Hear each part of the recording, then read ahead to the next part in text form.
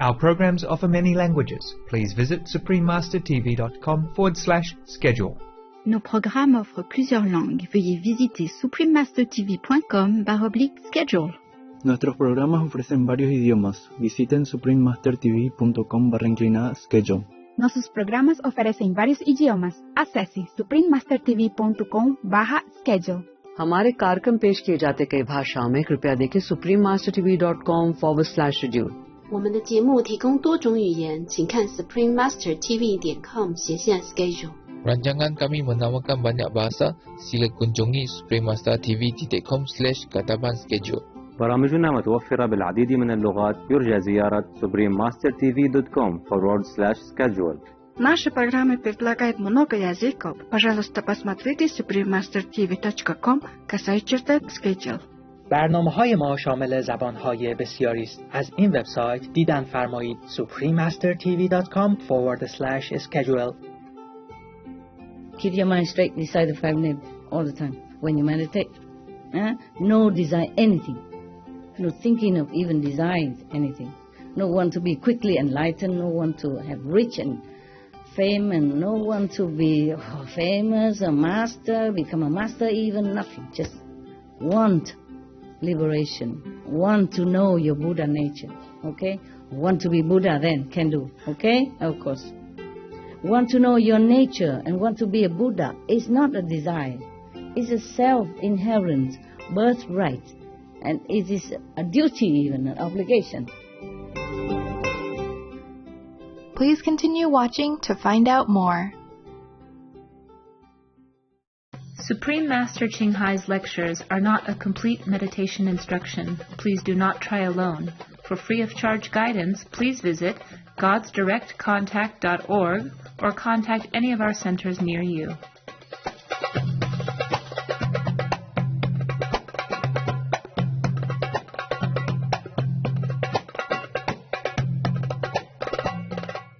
Today's episode will be presented in English with subtitles in Arabic, Aulasese, also known as Vietnamese, Chinese, Czech, English, French, German, Hindi, Hungarian, Indonesian, Japanese, Korean, Malay, Mongolian, Belgian, Polish, Portuguese, Punjabi, Romanian, Russian, Spanish, Telugu, and Thai.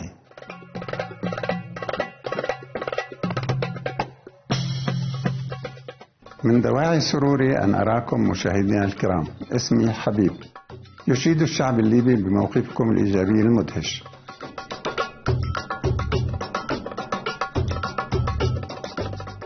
ليبيا بلد ذو تاريخ طويل وغني يقع في شمال أفريقيا. تنتشر على طول الساحل الأبيض المتوسط آثار قديمة من التراث الروماني اليوناني. المواقع الأثرية مثل لبتس ماجنا، لبدي العظمى، صبراتا، وشحات سيرين.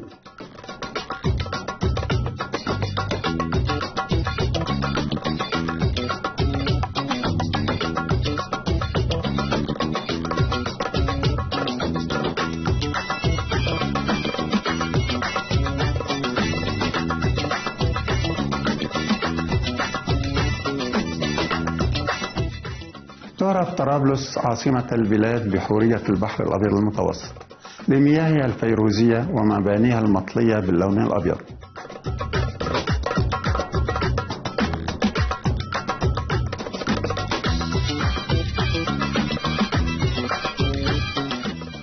لا تزال المدينة القديمة في طرابلس تتمتع بالكثير من ملامح العالم القديم، حيث نجد متحف السرايا الحمراء مع ساحات بلاط القصر الفسيحة والكثيرة.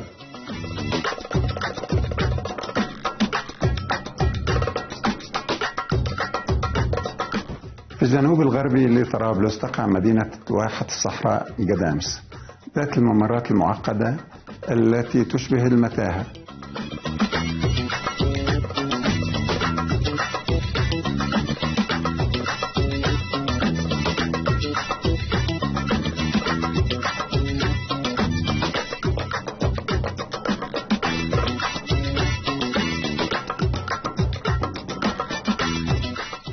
تعرف قبائل الصحراء باسم البدو الذين يعيشون حياة بدوية، ولأنهم يرتدون أثوابا تدعى الجلباب مصبوغة باللون النيلي يطلق عليهم أحيانا الشعب الأزرق.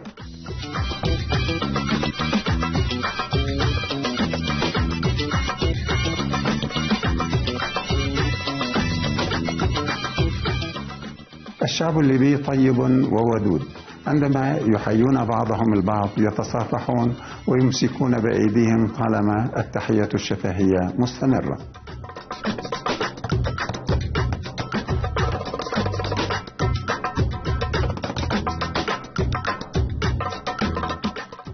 مشاهدينا المخلصين، يسعدنا أن نقدم لكم موجزا عن ليبيا الساحرة، ونتمنى لكم ولأحبائكم السلامة والوئام الأبديين.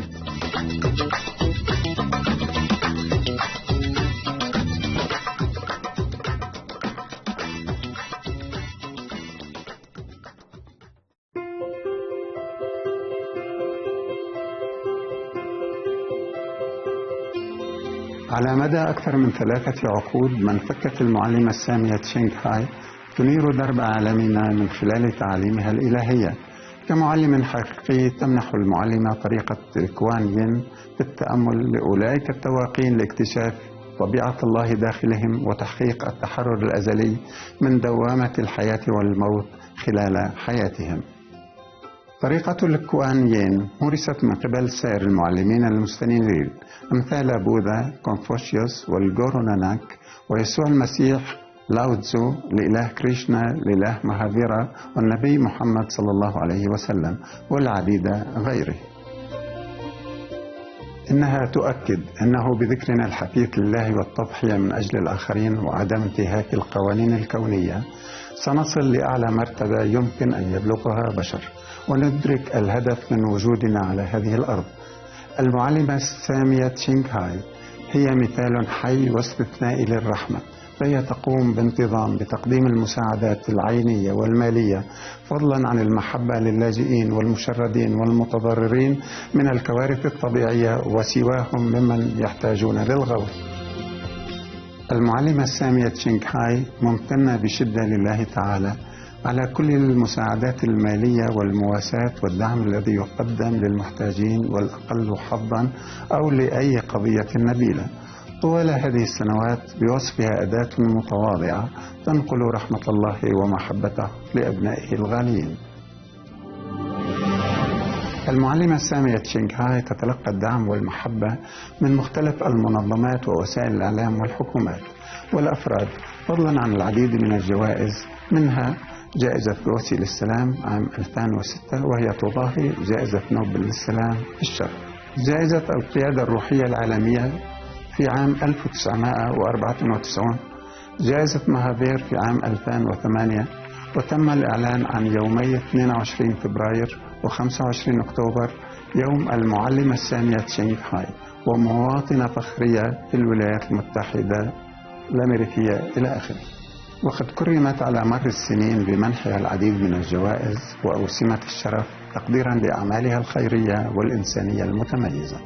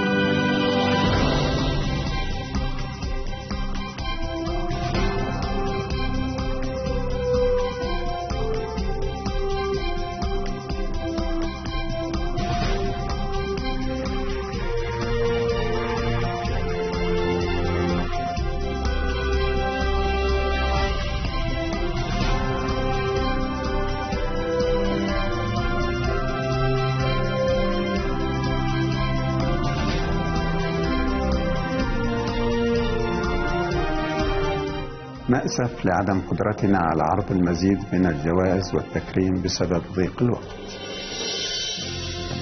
وكصوت حقيقي يدافع عن أصدقائنا الحيوانات الجميلة، المعلمة سامية تشينغ هاي تشجع على اتباع النظام الغذائي النباتي المفعم بالمحبة والسلام، الذي من شأنه إيقاظ الوعي الإنساني لمدى قدسية الحياة بكافة أشكالها، وصولا إلى عالم مجيد تعمه النباتية ويسوده التناغم، حيث الحيوانات والبشر يعيشون في وئام. إن مبادراتها لنشر النهج النباتي متنوعة وتشمل توزيع نشرات العيش البديل وسلسلة المطاعم الدولية النباتية لافينغ هات، شركات المنتجات الغذائية النباتية، شركات القراءة النباتية، وسوبرين ماستر تي في، بالإضافة إلى مكالمة الحكومات وكبريات وسائل الإعلام والمشاركة في مؤتمرات عبر دائرة تلفزيونية مغلقة بشأن تغير المناخ. علمنا بذلك أم لم نعلم؟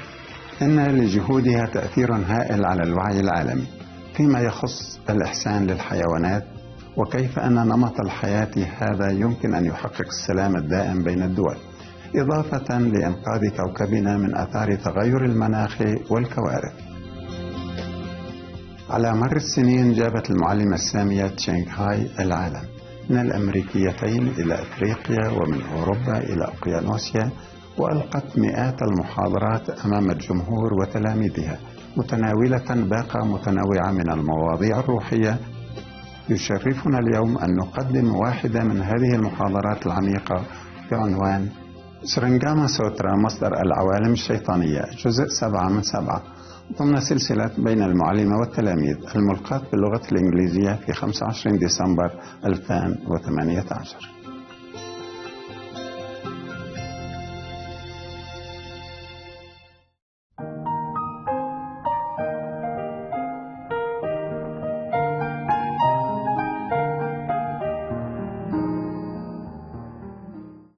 So now, the Buddha continued.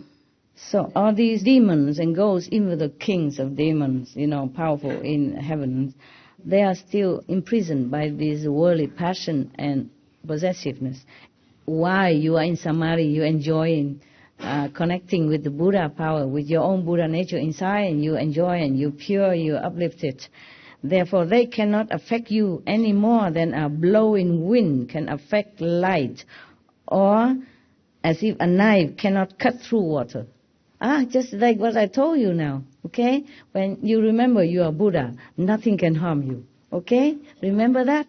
It's the same. Buddha likened these demons, even though they're full of hatred and power, but they cannot do anything to you if you are truly connected with the Buddha power, yeah? If you're truly sincere when you meditate. Because if they want to harm you, it's like a knife cut through the water. Nothing happened to the water, yeah? You must be strong, must be convinced, and remember the Buddha say that you have Buddha nature exactly like Buddha. Believe that. And believe that you are God-like. At least you are children of God. Even you can't believe that you're one with God. But you're from God. Who created you if it's not from God?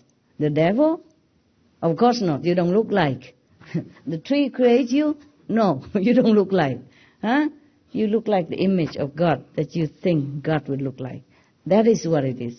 If God appeared to you, it's just like you. Similar to your face. Understand? Just more glory, more light. Because we are confined in this body. So we don't see our glory. So you are like boiling water. The Buddha continued to comfort and reassure his disciples. You are like boiling water, while the demons are like solid ice, which, in the presence of heat, soon melts away. Imagine you put a piece of ice cube into the boiling water, what happened? Gone. You are like boiling water. They are just like ice cube. They are furious. Of course, they want to destroy you. They want to disturb you, but they can't. Even if they do, it's just temporarily. Don't fear, okay? Don't worry about it. It will be gone. And they even disturb me all the time. Whenever I want to meditate, of course not for me. I never say, okay, I'm going to do a retreat now so that I be more powerful, I become this, I have all this more power. No. Every time I do retreat, it's for some purpose, for the world, either for this or for that. Everything just benefit for the world. And they even more scared. Yes, they're more scared. Because if more people enlighten, the world have peace, then they cannot have any more power to control over people, to make them do bad things, to fight with each other, to destroy each other, or to be degrading their own Buddha nature. That's why they're scared. Since they rely exclusively on spiritual powers, they are like mere guests. Let me read more. They can succeed in their destructiveness through your mind. See, only. Which is the host of the 5 skandhas. The feeling, the touching, emotion, stuff like that. On your mind, the master of all this. Your mind wants you to have this, your mind directs you to have that, even though it's not good. So everything is created by the mind. If the host becomes confused, the guests will be able to do as they please. Yes. So your mind, if not stable, if it's not in the right concept, in the right stationary status of purpose, of enlightening, then the guests can maneuver and make trouble. When you are in dhyana, in meditation, awaken, the Buddha said, awake, aware, and free of delusion. Their demonic deeds can do nothing to you. It's like that, just like above. As the skandhas dissolved, all this kind of sensation, feeling, or emotion, you left behind then, okay? You study in samadhi, recite the 5 names. Think of God, think of your Buddha power, inner master power. Then all the feeling or whatever desire you have or thinking you have will be gone. You will enter the light then. All those deviant hordes depend upon dark energy. Yes. Since light can destroy darkness, they would be destroyed if they drew near you. Because if you're steady in your purpose and pure in the mind while you're meditating, they cannot go near. I told you before.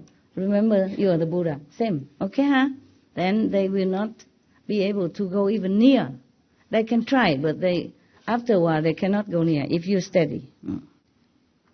How could they dare linger and try to disrupt your dhyana samadhi? I told you the same.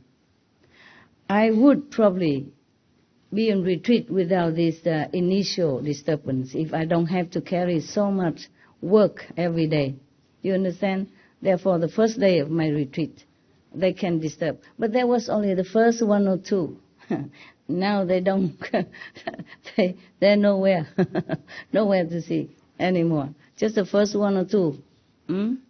When I first meditate for something big. And they're scared, they want to disturb me. But they know they're not successful, so now they cannot go near even. Understand me? Don't fear. But if you were not clear and aware,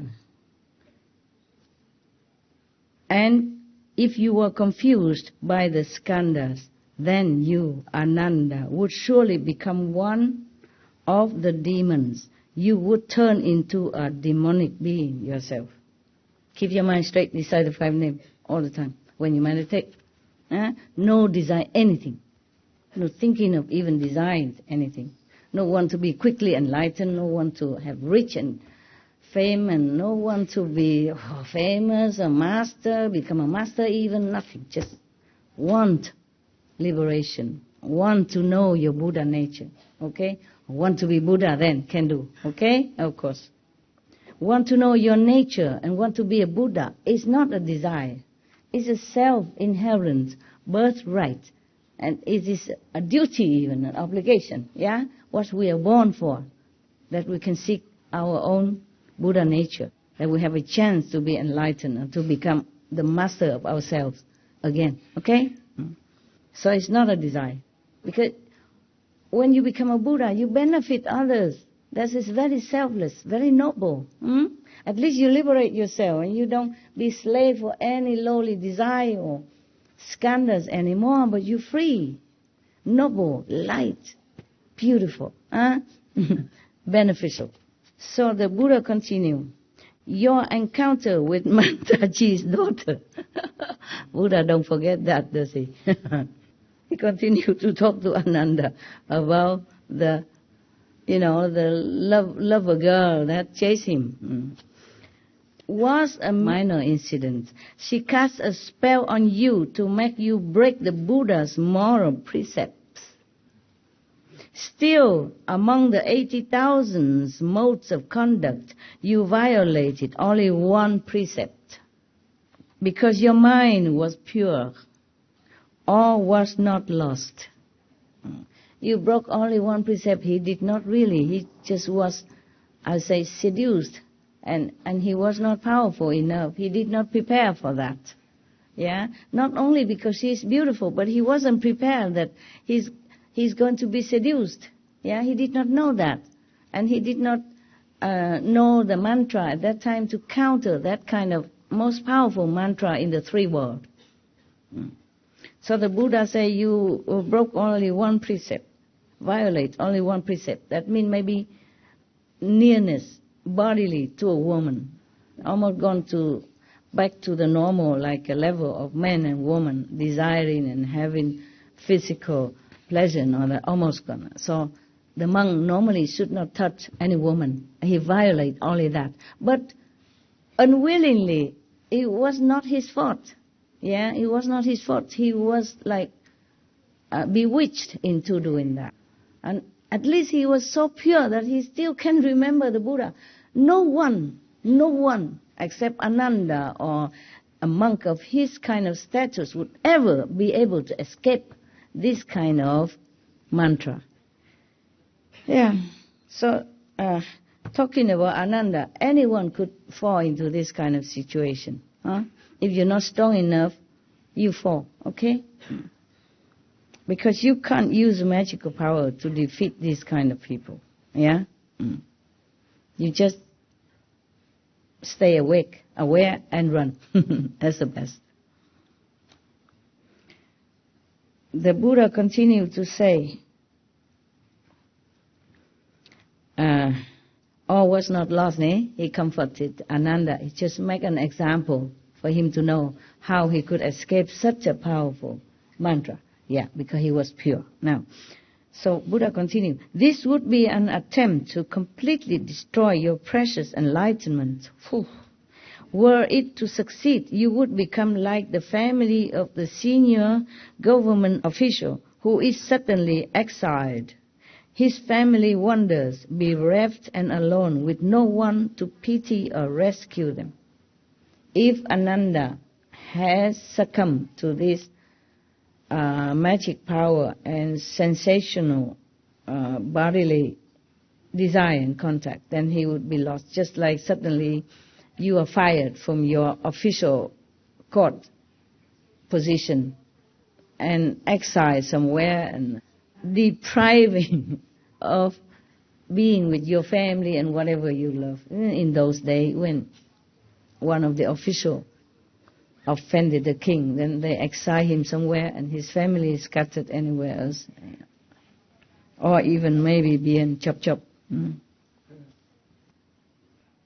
So, Ananda, you should know that as a cultivator sits in the Bodhimanda, in his place of meditation, as we talked yesterday, or any place that you chose to make it into your place of meditation, your quiet corner, be it your attic, your basement, your car, your mobile home, or your tent. That's your Bodhimanda, where you sit with determination to find your true self nature.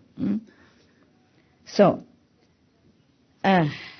you should know that a cultivator sits in a Bodhimanda. He is doing away with all thoughts, if you can. Good luck. When his thoughts come to an end, there will be nothing on his mind. This state of pure clarity will stay the same whether in movement or stillness, in remembrance or forgetfulness. This is easier for the monks in those times. They have no possession whatsoever. They just have a rope, a bowl, and maybe a blanket to sleep. Understand, yeah? And they just went out to beg for food. If they have food, they eat. If they don't have, okay, they stay for another day. But mostly they would have. Because the Buddha has become so famous, people even come to make offering. There will be always some food in the store. And they're allowed to keep something essential for 7 days. Yeah, each month. Yeah, depends on what they need.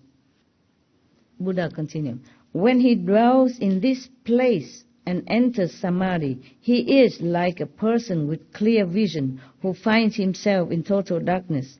Although his nature is wonderfully pure, his mind is still not yet illuminated. This is the region of the form of skandha.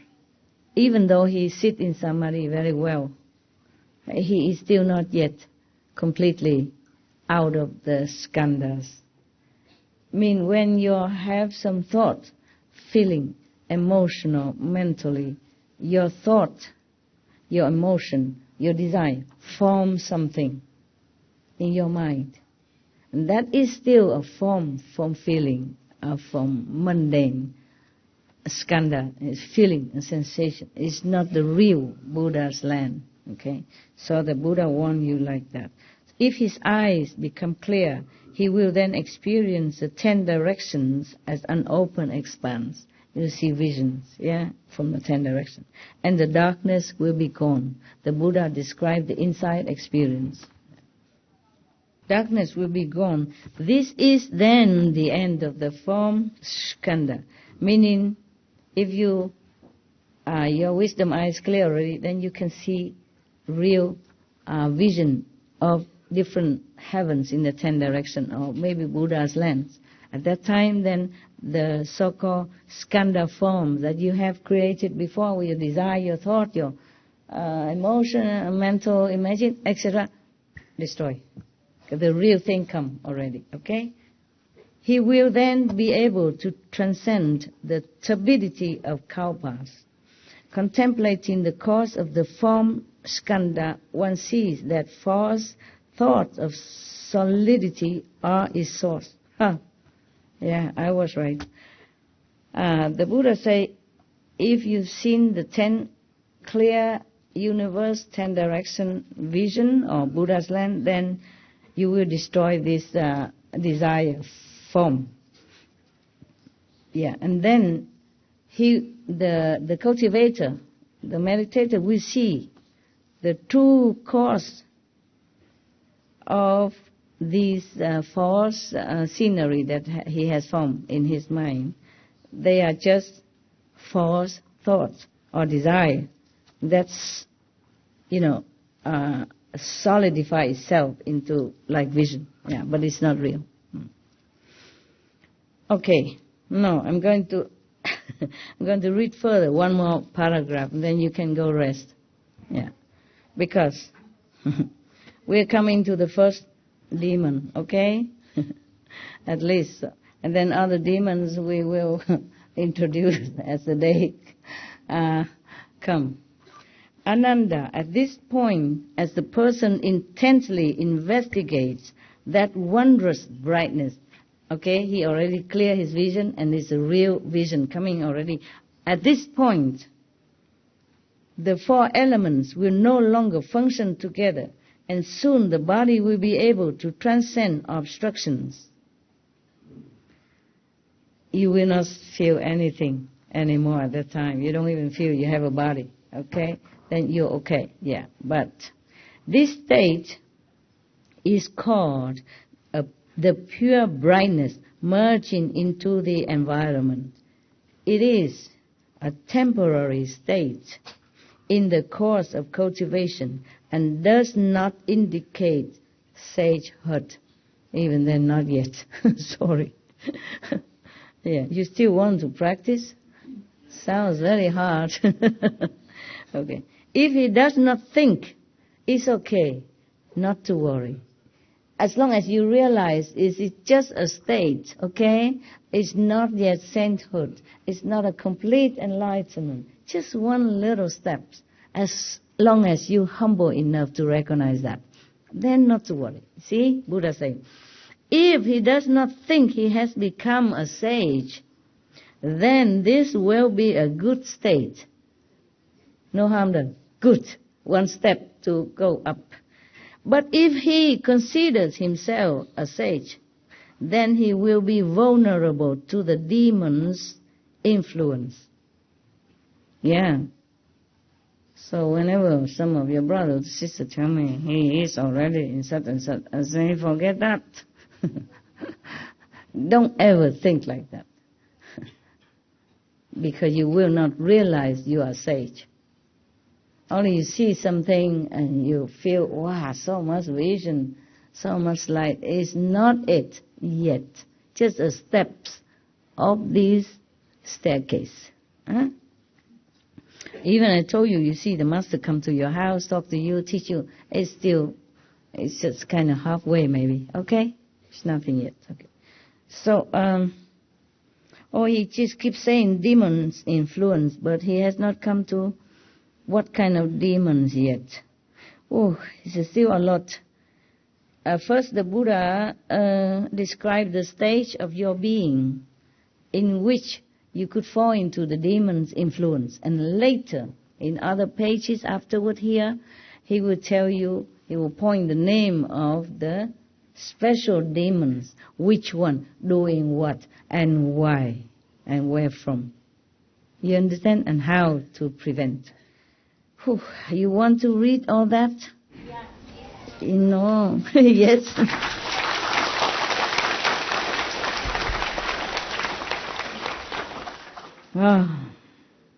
There are 10 states of samadhi. Even you are in a clear vision, pureness, seeing light, vision and all that already. You still, within the 10 states, you will still fall into the demonic influence. If you are not aware. Okay. So that state that the Buddha just described is only the first one. There are 9 more. And knowing me, knowing you, it will be many hours until the 10th stage is finished. I would like to do it tomorrow. Yeah. Yes. We should really thank the past masters, monks and nuns and scholars who had taken time to record the Buddha's teaching after the master's nirvana. And also for the past and present persons, lay or monks or nuns who had really dedicated themselves, sacrificed their time and precious health or under any difficult situation to translate this so that I can read it to you. And we have to thank them. And may they be blessed forever by all the Buddhas, past, present and future. May their merit be immense. May they be liberated forever. Thank you. Because I also need to be in state of sound clearness in order to impart that clearness to you. Even though just reading the sutra is taxing some intellectual or mental soundness, okay? I don't want to force myself to do it when I'm not in perfect state of clear understanding, okay? I could interpret it wrong. I wanted to do it right. Tomorrow, okay? Yeah.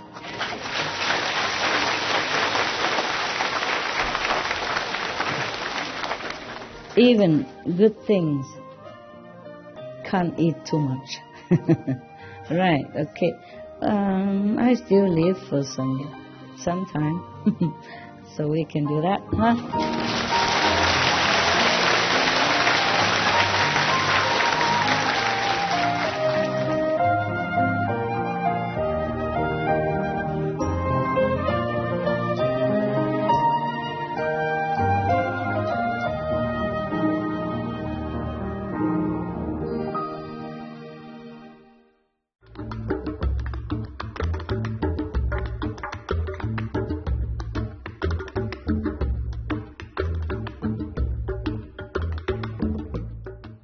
مشاهدينا الكرام، شكرا لانضمامكم إلينا في برنامج اليوم بعنوان سورنغاما سوترا، مصدر العوالم الشيطانية، الجزء السابع من 7 ضمن سلسلة بين المعلمة والتلاميذ. التالي مختارات من كتاب الزهار الفلسفة الكابالية عن الصوت والروح والسماوات السبع، الجزء الأول من 2 على برنامج كلمات من الحكمة، بعد نشرة الأخبار الجديرة بالذكر. رجاء تبقوا معنا على سوبرين ماستر تي في. عسى أن تثري الألحان السماوية أرواحكم الإلهية وتجلب لكم حيوية وافرة.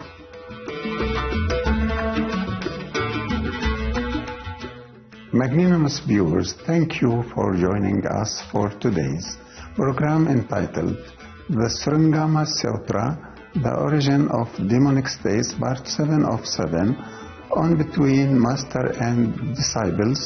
Coming up next is selection from Yoga Sutras of Patanjali, Book 3 and 4, Part 1 of 2, on Words of Wisdom, right after Noteworthy News. Please stay tuned to Supreme Master Television for more positive programming.